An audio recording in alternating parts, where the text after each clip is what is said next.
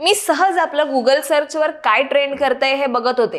त्यात मला आज काय दिसलं माहितीये, सिंगापूर कोविड केसेस हा शब्द, हा जो कीवर्ड आहे, लोक जास्तीत जास्त सर्च करतात।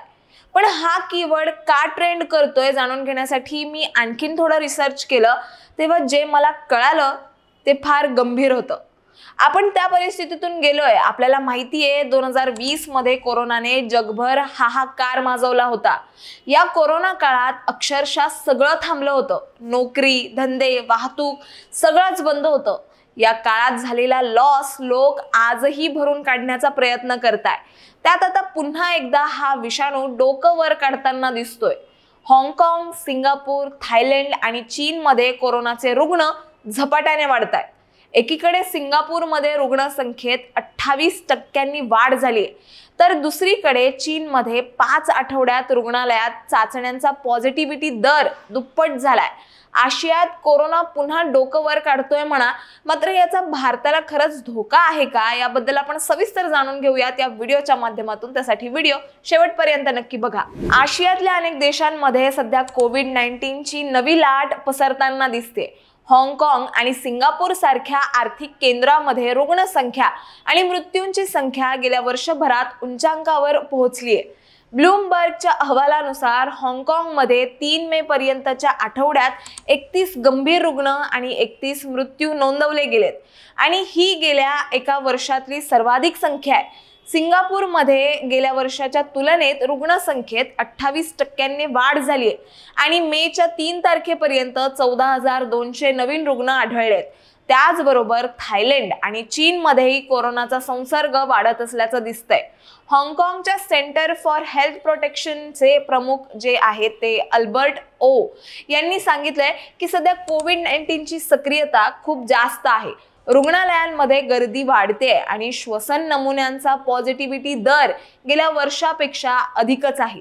सिंगापूरमध्ये याच विषाणूंचे आता नवे व्हेरिएंट्स आढळलेत, जे JN.1 स्ट्रेनशी संबंधित आहेत आणि एकूण रुग्णांपैकी 2/3 रुग्णांना याची लागण झाली आहे।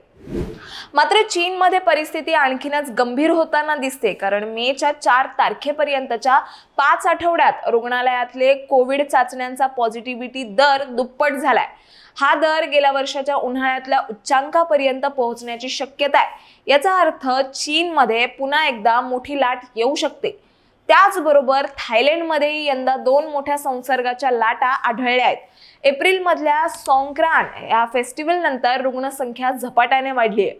हा सण मोठ्या संख्येने लोक एकत्र येण्यासाठी ओळखला जातो, ज्यामुळे विषाणूचा प्रसार झपाट्याने झालाय। त्यामुळे थायलंडच्या डिपार्टमेंट ऑफ डिसीज कंट्रोलने याबाबत सतर्कतेचा इशारा दिलाय।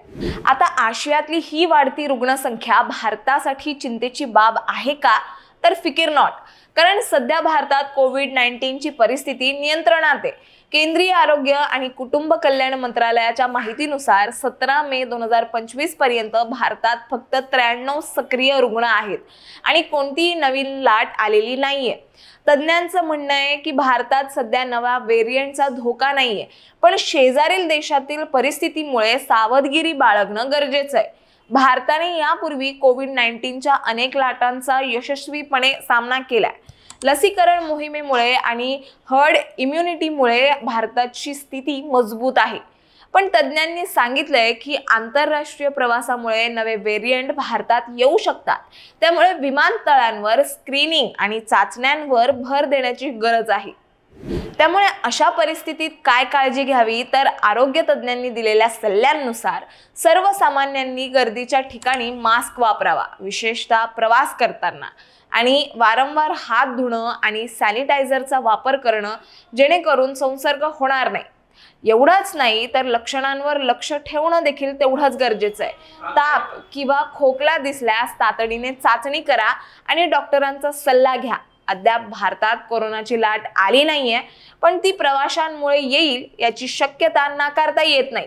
त्यामुळे आंतरराष्ट्रीय प्रवास करताना स्थानिक नियमांचं पालन करणं गरजेचं आहे। हाँगकाँग आणि सिंगापूर सारख्या देशांनी लसीकरण मोहिमांना गती दिली आहे आणि थायलंडने सार्वजनिक ठिकाणी सतर्कता वाढवली आहे। भारतातही आरोग्य यंत्रणा सज्ज आहे, पण नागरिकांनी सावध राहणं गरजेचं आहे। शेवटी काय तर ही नवी लाट किती गंभीर होईल हे येणारा काळच ठरवेल। सध्या हाँगकाँग, सिंगापूर आणि थायलंडमधील आरोग्य यंत्रणा सतर्क आहेत आणि चीनमध्येही उपाययोजना तीव्र झाल्यात। भारतात सध्या धोका कमी असला तरी सावधगिरी आणि सतर्कता हाच खरा मार्ग आहे। तुम्हाला काय वाटतं, भारताने आता काय पावलं उचलावीत आणि तुम्ही स्वतः काय काळजी घेतायत हे आम्हाला कमेंट्समध्ये नक्की कळवा। आणि अशाच माहितीपूर्वक व्हिडिओ बघण्यासाठी सबस्क्राइब करा प्राईम टाइम महाराष्ट्रला।